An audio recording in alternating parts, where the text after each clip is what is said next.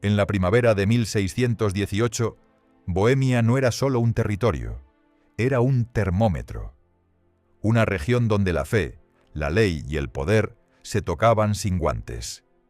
Lo relevante aquí es que cuando la religión se convierte en cuestión de soberanía, cada gesto cotidiano puede volverse un acto de guerra.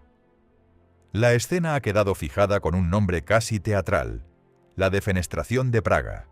Funcionarios imperiales arrojados por una ventana. Algunos sobreviven, pero el símbolo ya ha hecho su trabajo. Esto importa porque en Europa los símbolos suelen viajar más rápido que los ejércitos. Y aquel día el mensaje fue simple: el equilibrio se ha roto. Bohemia se rebela contra el Habsburgo. Se discute aún hoy si la chispa fue puramente religiosa o si desde el primer momento fue una guerra por autonomía política. Los historiadores discuten si la fe fue causa principal o lenguaje disponible para justificar ambiciones antiguas. Y en esa ambigüedad se esconde una de las claves del desastre. Fernando de Estiria es elegido emperador, Fernando II. Católico firme, educado en la idea de restaurar la unidad religiosa. Conviene recordar que, en aquel tiempo, unidad no era una palabra neutra, era un proyecto de control. La contrarreforma no era solo devoción, era administración, tribunales, colegios, púlpitos. El Estado y el altar aprendían a caminar juntos.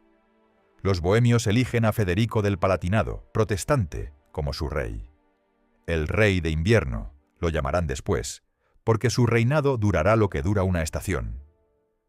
A menudo se pasa por alto que, en ese punto, todavía era posible imaginar una salida negociada.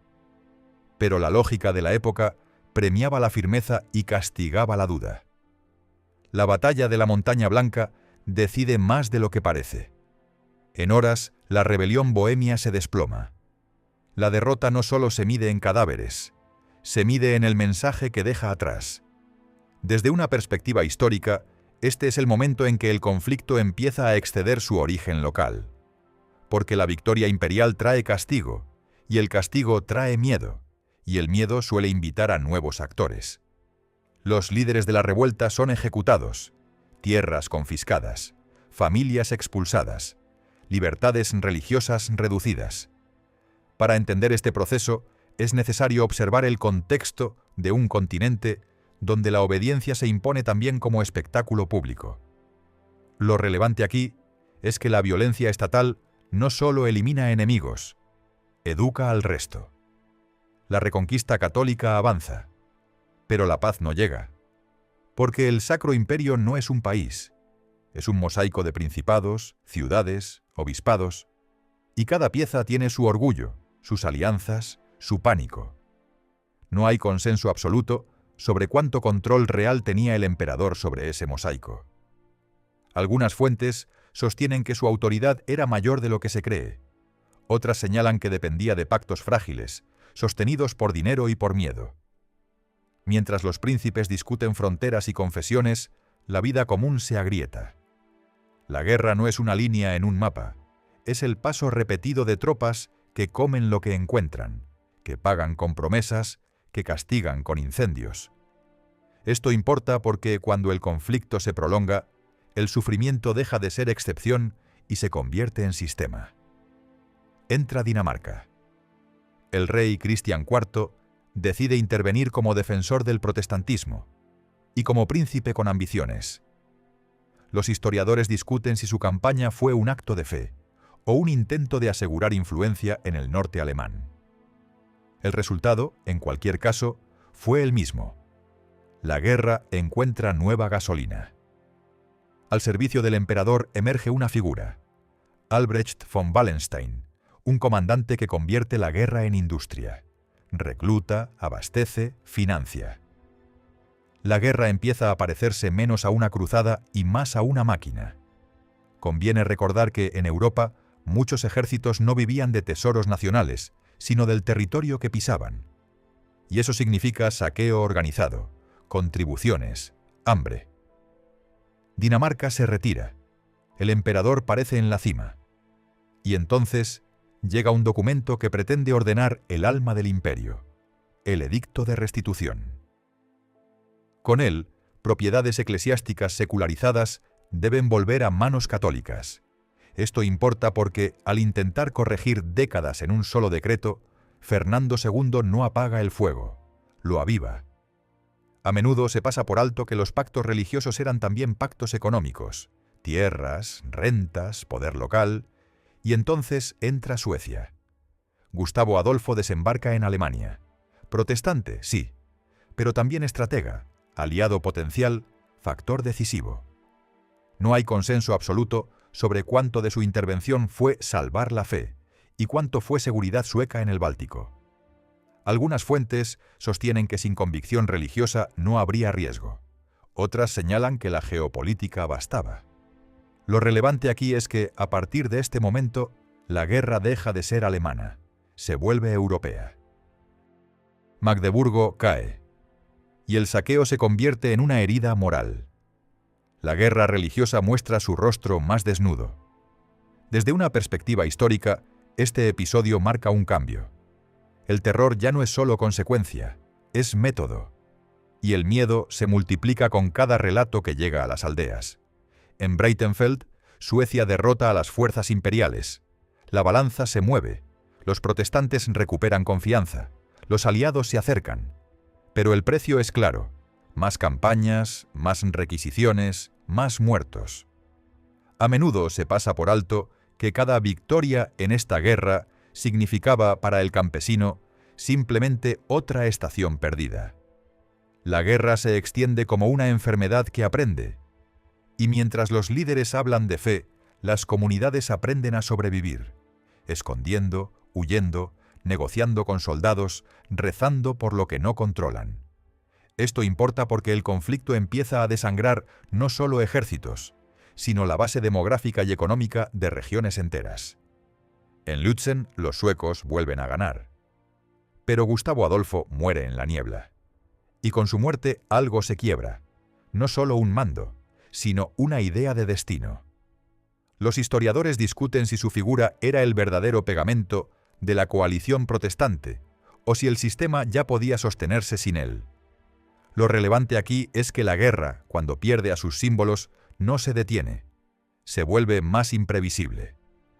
La muerte del rey sueco no trae cierre, trae preguntas. ¿Quién ocupa el hueco? ¿Quién decide ahora el precio de la paz? Y mientras los ejércitos se reagrupan, una sombra más grande empieza a moverse detrás del escenario. Potencias católicas que no quieren un emperador demasiado fuerte, y potencias protestantes que ya no creen que la fe baste para ganar. El conflicto ha cruzado un umbral. En este punto, la guerra ya no necesita religión para seguir. La religión la encendió, el poder la alimenta. Y lo que viene a continuación, la entrada de nuevos actores, nuevas traiciones, nuevas reglas, convertirá el corazón de Europa en un campo sin final claro. Porque cuando la paz depende de demasiados intereses, la guerra se vuelve la única lengua común. Tras la muerte de Gustavo Adolfo, la guerra entra en una fase distinta. Ya no se trata solo de convicciones religiosas ni de líderes carismáticos. Lo relevante aquí es que el conflicto empieza a regirse por una lógica más fría, el equilibrio de poder. La fe sigue presente, pero ya no manda sola. Los aliados protestantes se fragmentan. La disciplina sueca se debilita, y el emperador recupera iniciativa. A menudo se pasa por alto que esta guerra no tiene un frente continuo, es una sucesión de colapsos locales. Cada derrota abre una herida que tarda años en cerrarse, si es que llega a hacerlo. En Nördlingen, las fuerzas imperiales y españolas derrotan de forma decisiva a los ejércitos protestantes. La derrota es tan clara que reordena alianzas. Esto importa porque, a partir de aquí, muchos príncipes protestantes empiezan a dudar no de su fe, sino de su supervivencia política. La paz de Praga intenta cerrar la herida interna del imperio. Concesiones, amnistías, promesas de estabilidad. Para entender este proceso es necesario observar el contexto de una Alemania agotada, incapaz de sostener indefinidamente el conflicto. Pero la paz llega incompleta, porque hay ausentes en la mesa. Francia entra oficialmente en la guerra, católicos contra católicos. Una paradoja solo aparente. Desde una perspectiva histórica, este es el punto de no retorno. La guerra de los 30 años deja de ser, en esencia, una guerra religiosa. Los historiadores discuten si este momento marca el verdadero inicio de un conflicto moderno, donde la razón de Estado supera a la confesión. Francia no busca imponer una fe, busca debilitar al Habsburgo. Lo relevante aquí es que la religión se convierte en un lenguaje secundario, útil para justificar, pero no para decidir. A menudo se pasa por alto que esta transformación no alivia el sufrimiento civil, lo multiplica, porque la guerra pierde cualquier límite moral heredado. El impacto demográfico es profundo. Algunas regiones pierden hasta 1/3 de su población. No hay consenso absoluto sobre las cifras exactas, pero todas las estimaciones coinciden en algo. Europa Central queda marcada durante generaciones. Esto importa porque la guerra no termina cuando callan las armas, sino cuando la vida consigue rehacerse. Suecia continúa la guerra sin su rey. La maquinaria sigue funcionando. Los historiadores discuten si el conflicto se habría acortado con un liderazgo más fuerte, o si, llegado este punto, ya nadie podía detenerlo. La inercia bélica se ha impuesto sobre cualquier cálculo inicial. La economía colapsa de forma desigual. Algunas ciudades sobreviven gracias al comercio militar, otras desaparecen. Conviene recordar que la guerra no destruye todo por igual, redistribuye ruina y oportunidad.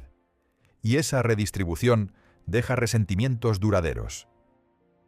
Se abre un proceso de negociación largo, complejo, sin precedentes.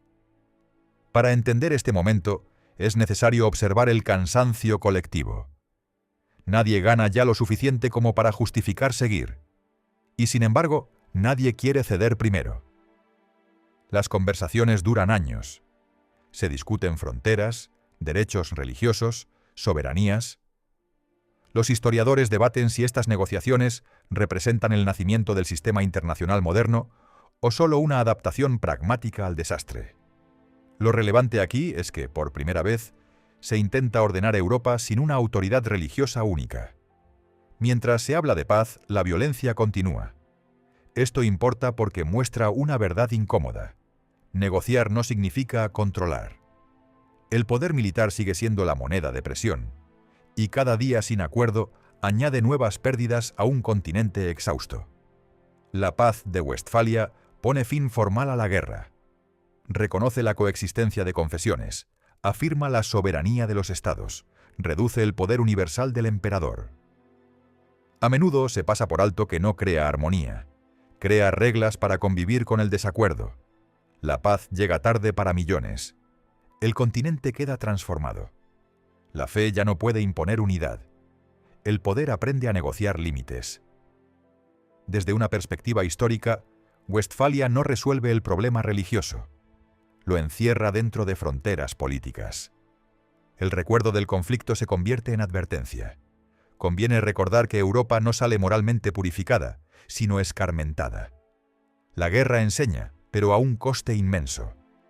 La guerra de los 30 años desangró Europa en nombre de la fe, pero terminó redefiniendo el poder. Lo relevante aquí es que, tras tanta destrucción, la religión deja de ser excusa suficiente para la guerra total. No por tolerancia, sino por agotamiento. Cuando el polvo se asienta, Europa no es más piadosa ni más justa, es más cauta. Ha aprendido que imponer la verdad absoluta conduce al abismo, y esa lección, nacida del hambre, el miedo y la pérdida, marcará su historia durante siglos.